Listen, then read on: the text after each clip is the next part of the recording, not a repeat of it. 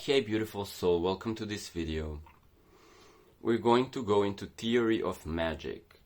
You are using magic this whole time. Everything that you do, words, thoughts, apps, chat rooms, everything that you use, streets, are consecrated in the way that the universe is consecrated in a baseline. So it will be very optimal and natural to you to understand how to cast magic spells. There will be just one difference when you're casting a magic spell. You will be using this computer that is hosting this simulation. So you will be using this computer that is hosting the whole simulation of your human experience. Alright, let's go into it. My name is Jovan, you're watching Avatar Academy. If you like Ascension, Enlightenment, Magic and Wizardry, please drop a like and subscribe now. Theory of magic. Why we want to do theory of magic and not practical magic? Well, here's the thing. Practical magic we're already doing, and sometimes we don't even understand that our words exactly program our reality experience. Sometimes we do not stop to consider the act of magic, but it is something that we just know how to do and we spontaneously flow with that. Okay? Now, let's say putting an intention on a piece of paper, sticking it on a glass of water, crystallizing that intention into the glass of water, and then drinking the glass of water could reprogram your subconscious. Some people do it intuitively. These are mostly right brain people, or girls, maybe, let's call it girls. They're just like, yeah, I put this intention on a glass of water, I drink it, yeah, and it comes true. So there is this more intuitive approach to magic.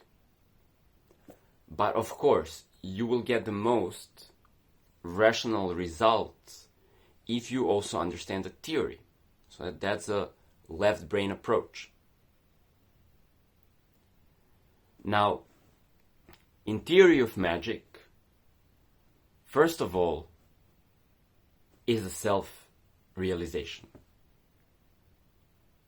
Now, you may be somewhere on a journey of being awakened soul or an alchemist, or you are source, you're this universe expressing itself through your individuality. In any given scenario, you are source. Now, maybe you haven't been experiencing yourself as source that much. Maybe you have a short insight. Maybe you have a permanent insight. Okay, this is kind of a difference between what is called Satori, is not a permanent insight, but like an insight, as called a Satori. Permanent insight is a stable enlightenment. Now, whether you are stable in your enlightenment or you're just awakened, it does not really matter, because you're already experiencing magic and you're already using magic all the time. So this theory of magic, theory of wizardry, can actually help you just use your magic in a better way. You know, have more art. When you gain more skill, more understanding, you can then have more art. So, here is something that is a proposition. Reality is a screen, a computer screen. So, just go with me and imagine that this space and this talking head and these hands and everything that you experience, streets, cars, trees, mountains, infinite sky with infinite stars, is just one endless white screen. This we can call singularity. It is really also important not to know this only intellectually. You have to at least come into your intuition, into your inner knowing, and start to imagine that there are no objects in the makeup of your reality. There's no avatar, there's no terrain, there's no level, there's no game. There's just a screen.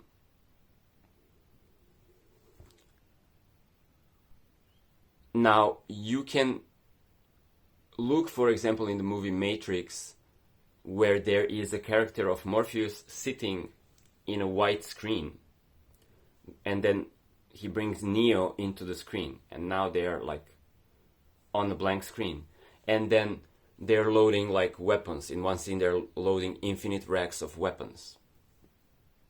This is not a movie, it's a representation within a movie of what reality actually is. You can find a similar representation in the movie Lucy. So it is very important that you become attuned to the screen. Now, you don't need to dissolve the appearance of reality in order to become attuned to the screen.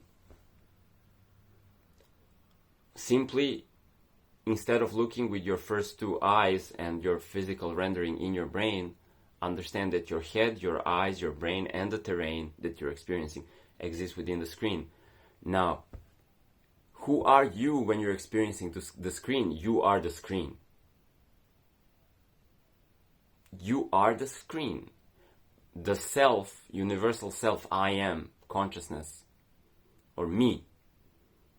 Whenever we say me, that nomenclature me is actually going in and explaining what is in the center of my being. So when you take the head off, you take the hands off, you take the reality off, what remains is me. And me is the same with the screen. There's no duality there. So me and the screen, they are one. It's getting hot in here. Okay, so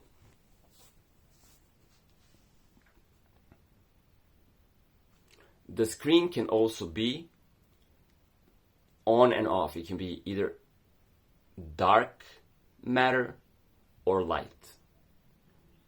It's still the screen, it's still one with you. Or there's no you and the screen being one, but it's one thing. Okay, so I don't necessarily need to go into the screen being dark or light, because it's the same. It's just like the screen of your phone or computer, wherever you're watching this video. You can like put it on sleep, it will be black, or you can turn it on and it will be showing a picture. Now, currently, when you're experiencing your immersion in your human avatar, you are in a rendered picture. You're seeing your consciousness immersed with a picture that is rendered within the screen. So you have your own virtual reality bubble. It's a circle that is about that big. So an arm's length big circle, which is your VR. And in that circle, there is a perception of this data. It's all being rendered to you as you have a body inside of that circle, and that body is interacting with the objects. Now, there is no actual depth at this level of reality.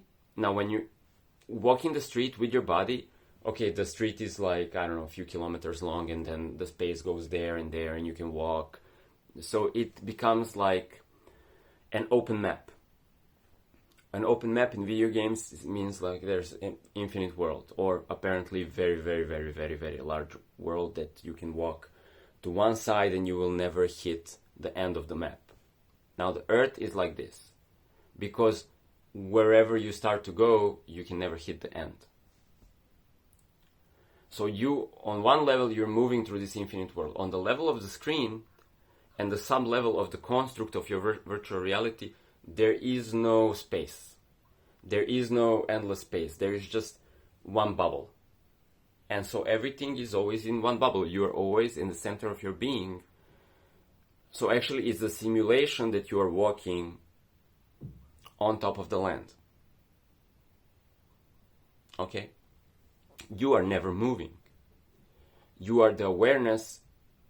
Objects in the screen are moving, like you're having a VR set and it feels like you're flying or whatever. You're just sitting in your chair.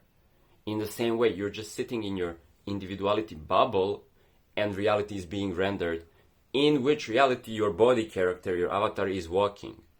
So on the level of your avatar is walking, there is dimension, there is depth, you can go there. On the level of your soul individuality, you're just awareness watching what happens inside of your bubble. Now everything is you. Let's understand this again on different levels. Everything is you. First, you are the whole total screen. On the level of avatar, there are other people who are different individual yous, so they're at the same time you, but they're just experiencing their own game, so you're experiencing two separate games, and you may connect and co-create or play together in the multiplayer field, or they might be next to you, but they're experiencing a completely different reality. You don't know how they interpret reality or what they see. They're in their own game, so it's like, you know those parties where everybody has headphones and everybody's like dancing? So you're assuming everybody's dancing to the same song, but you don't know. Maybe somebody's headphones are playing disco and somebody else's are playing rock and roll, but you're all in the same party. So there would be like there are multiple channels, multiple DJs on the party, and everybody can tune into that different channel. And so we're dancing in the same disco, each of us with our headphones or virtual reality headsets, which our body is, but somebody's listening to or observing reality in a completely different way than you, even though you're in the same disco. So you don't know what other players see. They're seeing their own game. And you are on the top level, on the level of singularity, you are all the players. But here, as your avatar, you are your own individual player. And other players, they have their own free will. And arenas or discos, they have their own rules. So you can become a master of your own disco or whatever, like business, ashram, your apartment. You define the rules.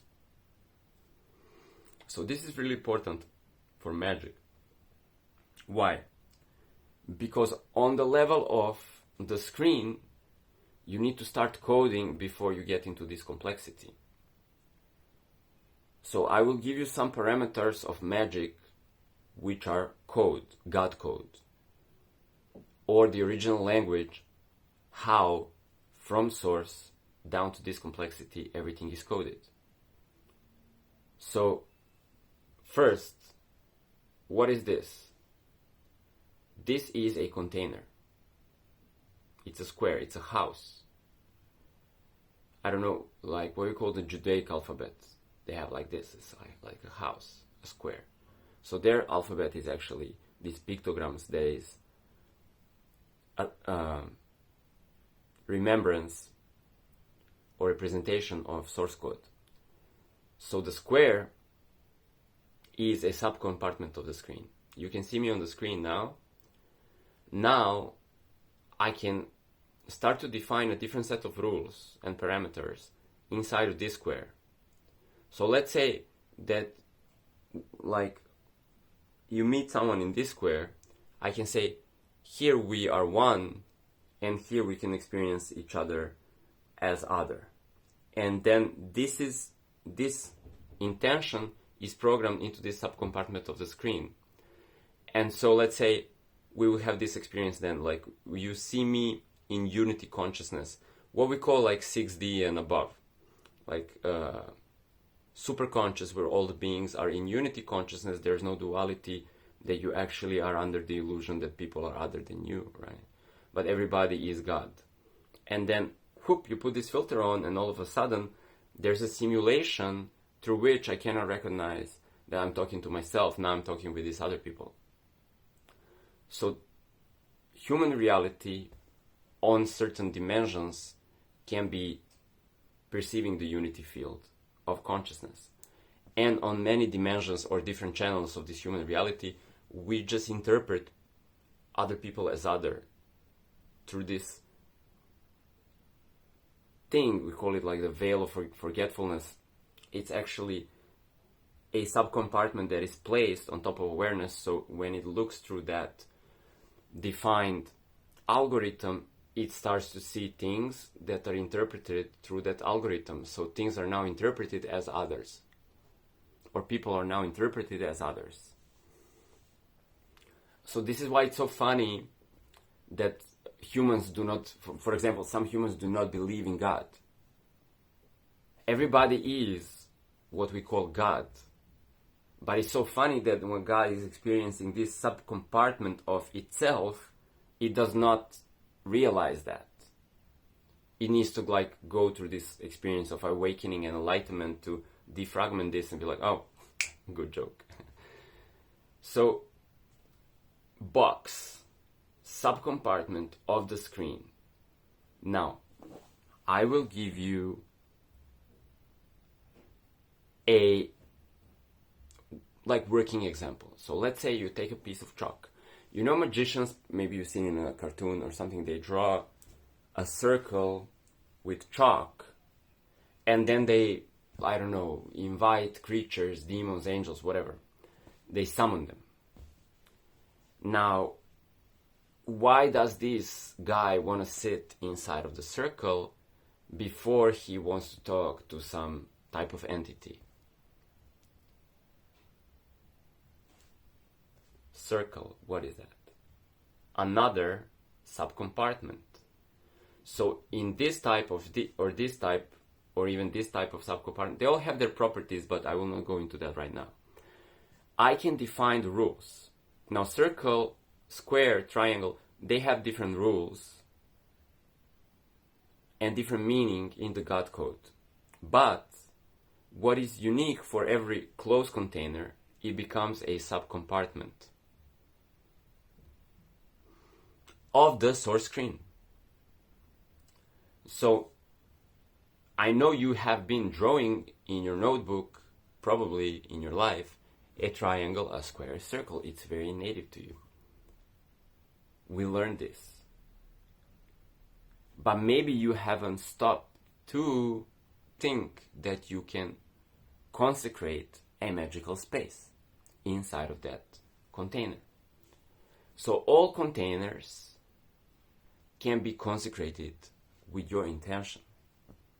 Now, in the most simple way, you can make a drawing of a square or a circle and you can write your intention into it, because your words are also understood by the screen, because screen is everything. So when you put words into screen, they become God code. Now I'm telling you that everything is screen, so whatever you have been writing, whatever you have been writing on a piece of paper, it was a magic formula. Maybe you weren't aware of that or not. So let's take this experiment. You go to the street, you create a circle in a pedestrian zone somewhere where people are walking. You create a circle with a chalk. Now normally it's a pedestrian street, people are walking there and they're stepping all over the place. You draw in a circle. Inside of this circle you write, only people with an open heart can step inside of this circle. And then you add plus, another formula. When somebody steps on this circle, they start to laugh for apparently no reason. They don't know why they're laughing, they just smile. And then, let's say you put, and I will go into details about consecrating this, okay, because I need to inform you of the levels of consecration make you a believer if you're not a believer already, right? Because if you're just a child, you will do this effortlessly because it's already in your nature. If you have been programmed by layers and layers and layers of data of interpretation of this reality, it might not seem natural for you that this will work. So I will explain it in detail. If you consecrate this circle in a good way, if it's a properly consecrated circle, which means your intention, your mind and heart need to be aligned when you're performing this, basically. I will go into detail. You can then observe the street and you can like film this. We could do this experiment, but I'm not a street magician. I'm just a theoretical wizard. Street magicians would do this. They would draw in a circle, and then you would see that now some people are kind of like not stepping. They're walking towards the circle, then they change the path. They're walking around the circle. They don't notice, but they're just walking around. So these are the people that you specified are not with an open heart. Let's say like this. They have some something, some burden, some baggage. Okay. Some forgiveness to do or whatever. Right? So they're kind of like not invited to actually step on the circle. Other people are stepping in circle, and when they step, they smile. So you just created your first subset, your first video game inside of this video game. Maybe it was not your first. If you have a business, it also functions like this. If you have a home, it also functions like this. Each home has boundaries. It's a closed container. Inside of your home, you're the boss. Even the law say that there is no trespassing or whatever. So that's your little square of land or circle, whatever. So how does the circle inform people to step on it and to avoid stepping on it? And how does the circle make people smile? What do you think?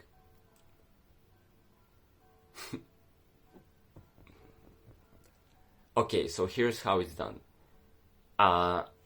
When you are drawing this circle, if you think that you are drawing the circle on the pavement and you interpret the rules of the street, that everybody can walk wherever they want, and you believe that, and you draw in a circle, this will not work. People will just step over your circle.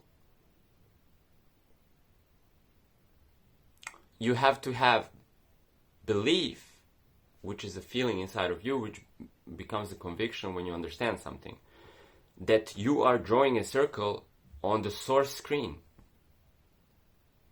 The street is, or that, you know, that land where people are walking is created as a subset. So it's a one container in a container of the screen. The street is operated by the municipality. So they have rules. You are pedestrians, you walk in the street. Cars walk in that street. There are no cars in the pedestrian street. So these are laws also that are ascribed to this pavement, piece of pavement where it's a pedestrian zone. So the laws say no cars, no motorcycles, no trespassing, maybe no doggies, maybe yes doggies, maybe no bicycles, maybe yes bicycles, whatever. Now these laws instruct people, and now people are walking in the street based on these instructions. Now,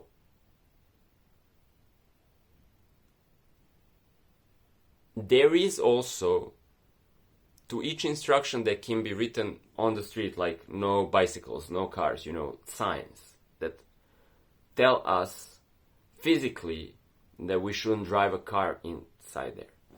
There is also an etheric set. So that's like quantum programming your reality. So there's an etheric set. Each piece of the screen or subcompartment, like your circle or larger street, they're all some subcompartments of the screen that is source. So when you're a wizard, you don't have to make physical signs that physically warn people. You're working with the etheric template. So when you project your intention in a circle, you don't need to post signs to physically tell people. People are already interacting with the script of reality, which is the etheric template. So quantumly, they will be reading whatever has been inputted in the etheric template. Therefore, how you consecrate the circle as that portal where you're the master of that circle, you said, this portal, everybody steps on it, they smile, they can only step on it if they have open heart. This you need to program into the screen that is source, and then the screen will create an etheric template. This happens with no effort. It's auto magic. A reality already works like this. So consecrating is a higher dimension of setting rules and standards for certain subsets of the source screen. Now let's say the municipality probably is making rules about how pedestrians should be behaving in the street. Maybe no naked people are allowed. They need to pass the law, and they need to have law enforcement, or just the police, and say, hey, sorry miss, you cannot be naked in the street, please grab a coat. We're worried you will catch a cold, we do not allow pedestrians to be naked, or something like this. Now when you are enforcing these rules physically, that's okay, but you're doing this in a third or fourth dimension. If you're doing this etherically, you will be using higher dimensional templates. Now with the higher dimensional templates, you're creating a reality subset where you do not need to tell naked people not to step into your circle, or hey, all naked people come into my circle. They will be naturally inspired to either avoid it or step into it. Why? Because all souls or all individuals, we share this etheric template. Okay, this is on a dimension that is higher from our physical senses. But on this etheric template, we exchange information. And on this level of observing, everything is transparent. To the template, it is obvious if somebody has an open heart or a closed heart. And the template knows who's looking for what. This is how synchronicities and everything else is arranged. This is how multiple souls are connected by the law of attraction to interact in groups based on their interests, because without this template, it would be like impossible for us to find the people that we resonate with, right? So the template is reading everybody and everything at all times. So if you're programming the template, you don't have to search for something, you don't need to Google something. You can make a square on a piece of paper and say what you want, and it will land on your square. You can program your business in this way. Your business is a square on a piece of paper where you define something with your, however you describe it.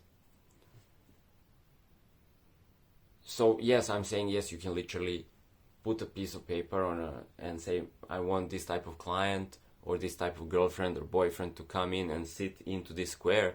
And when you describe it and you put the square, they will come and sit there. Intuitively, they will not know that you invoke them, but then you will start chatting, and you will have so many things in common that either that's your ideal client or your ideal partner, boyfriend, girlfriend, whatever.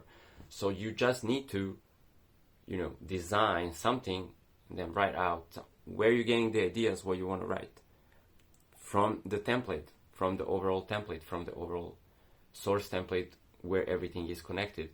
This is where you're thinking from. This is where you're reading from. This is where you're getting inspiration from. So whatever you're describing, that must also exist. Whatever you're invoking, that must also exist already. So find your next boyfriend like this, draw a circle or a square on a piece of paper and write down what kind of person you want, and then put that piece of paper underneath a chair in a restaurant or a cafe and go there and sit and drink coffee, and somebody will come and they will ask you for that chair or if they can sit down. Unknowingly, because they will not yet be aware of the template and what's going on, but then you will invoke that specific type of person exactly as you describe. All right, enough for this lesson. But let me tell you this. If you want to, now you're already a wizard because everybody knows this on a very essential level. We all are source experiencing itself. So all of this is just a common knowledge.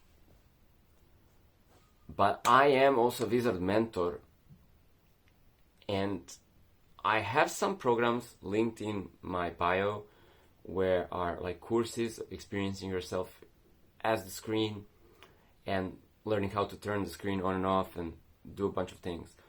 But here in this video, I want to especially invoke people into my space that want to be in my mentorship one-on-one. So if that is you, reach out. And we can, program little magical boxes and then create realities. All right. Bye-bye.